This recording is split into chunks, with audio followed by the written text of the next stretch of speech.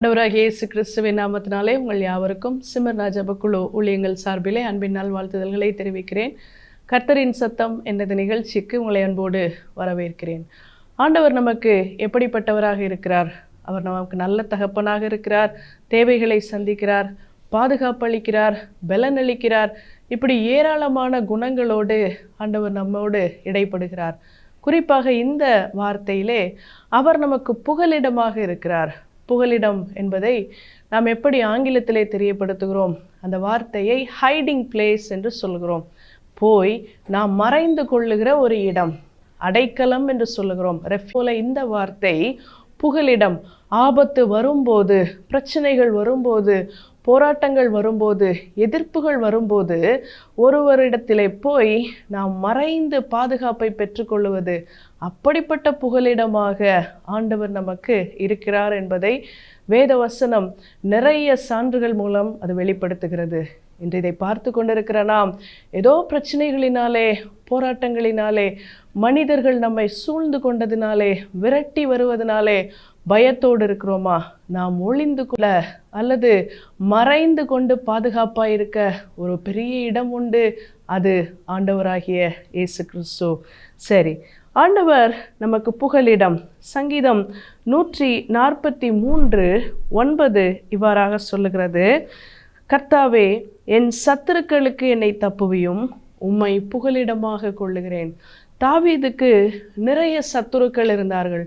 சொந்த குடும்பத்திலே, சுற்றி உறவுகளிலே அல்லது சுற்றி தேசத்திலே என்று நம்பின பலர் அவருக்கு விரோதிகளாக வந்தார்கள்.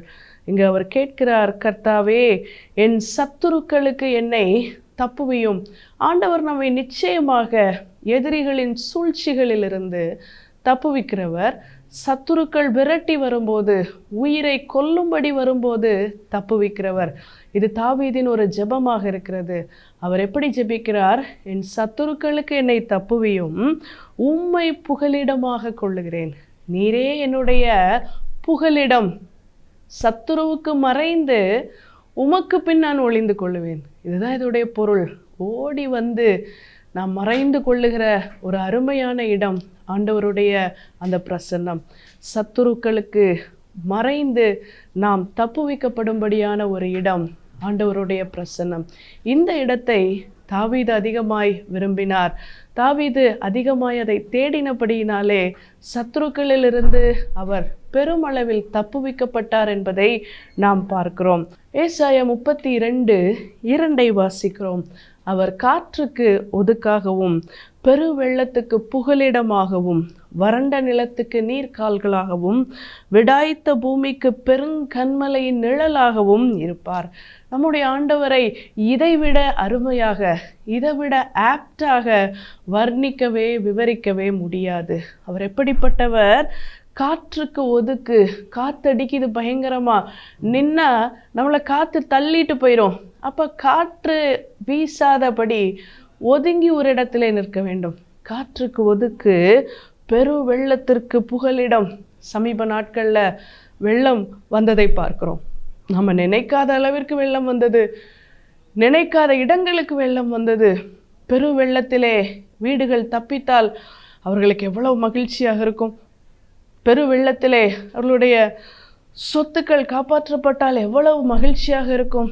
அப்படி வெள்ளம் வரும்போது மறைந்து கொள்ளுகிற இடம், வறண்டு இருக்கிற நிலத்துக்கு தண்ணீர் இருக்கிற இடம் எப்படிப்பட்டதோ, அல்லது விடாய்த்து காய்ந்திருக்கிற இடத்திற்கு பெரும் கன்மலையின் நிழலாக, ஒதுக்கமான ஒரு நிழலை தருகிற ஒரு இடமாக ஆண்டவர் இருக்கிறார்.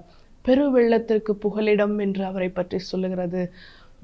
வெள்ளம் வராம காப்பாற்றி அதுல மறைந்து கொள்ள முடியும்.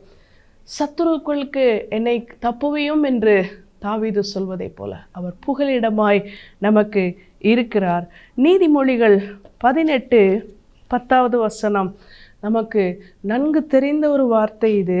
கர்த்தரின் நாமம் பலத்த துருகம், நீதிமான் அதற்குள் ஓடி சுகமாயிருப்பான். ஃபோர்ட்ரஸ், அவர் கோட்டை, அரண், நம்பிக்கை என்றெல்லாம் சொல்லுகிறோம். துருகம், துருகம் என்பது உயர்ந்த அந்த அலங்கங்களிலே இருக்கிற ஒரு பாதுகாப்பான இடம். அப்படிப்பட்ட இடம் கர்த்தரின் நாமம்.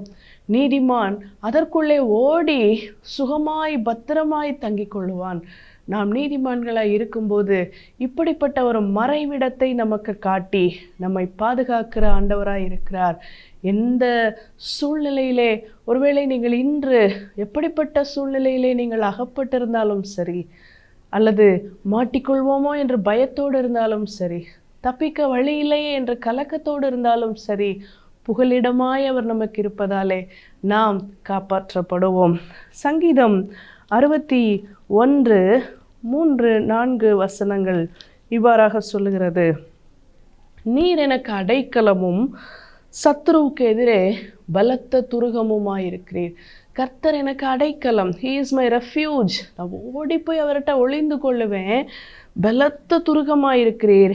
நான் உம்முடைய கூடாரத்தில் வந்து சதா காலமும் தங்குவேன். உமது செட்டைகளின் மறைவிலை வந்து அடைங்கும்.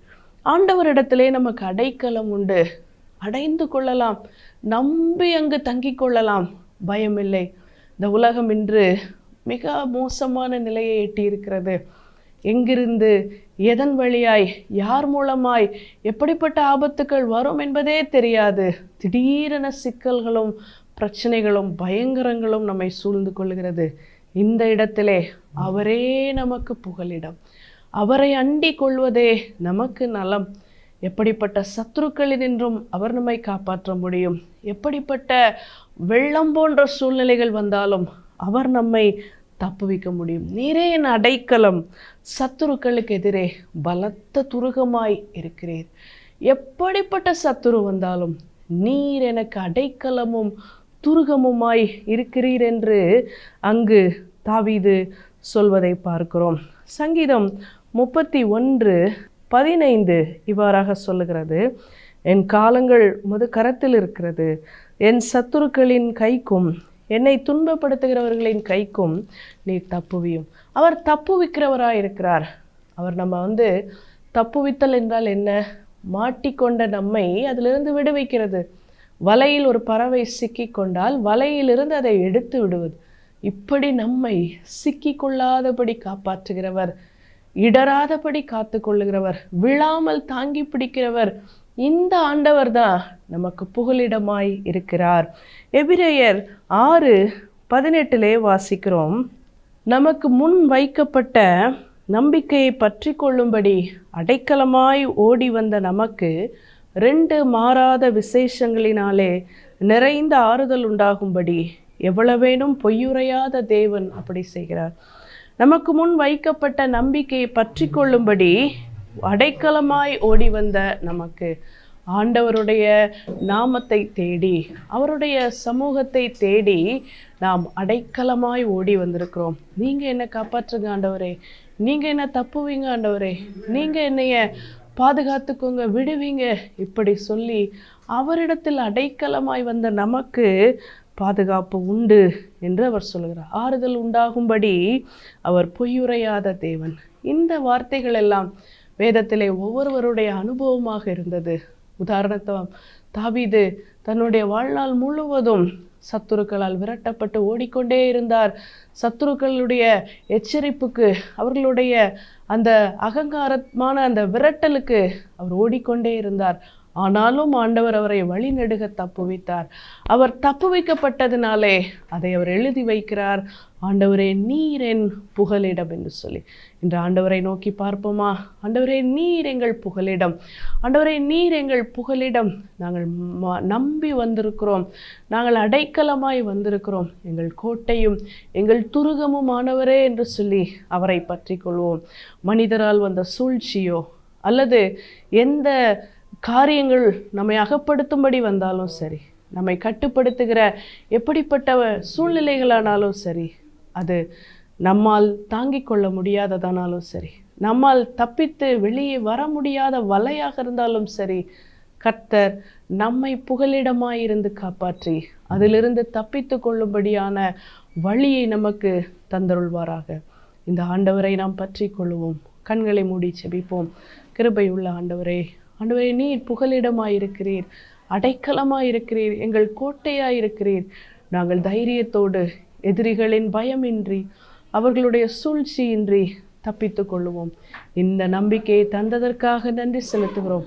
இதை பார்க்கிற கேட்கிற ஒவ்வொருவருக்கும் நீர் புகலிடமாயிருந்து ஆசீர்வதியும். நீர் தப்புவிக்க பண்ணுகிற தேவன், கலக்கத்திலிருந்து விடுதலை தருகிற தேவன், பயமின்றி வாழச் செய்கிற தேவன், ஆசீர்வதியும். நீர் பெருவெள்ளத்திற்கு தப்புவிக்கிறவராக இருக்கிறீர். ஆண்டவரே, எங்களுக்கு சத்துருக்களுக்கு தப்புவித்து எங்களுக்கு புகலிடமாயிருக்கிறீர். உமக்கு நாங்கள் நன்றி செலுத்துகிறோம். யாரும் எந்த கண்ணியிலும் அகப்படாதபடி உமக்குள்ளே மறைந்து கொள்ள கிருபை செய்யும். இயேசுவின் நாமத்தில் ஜெபிக்கிறோம் நல்ல பிதாவே, ஆமென்.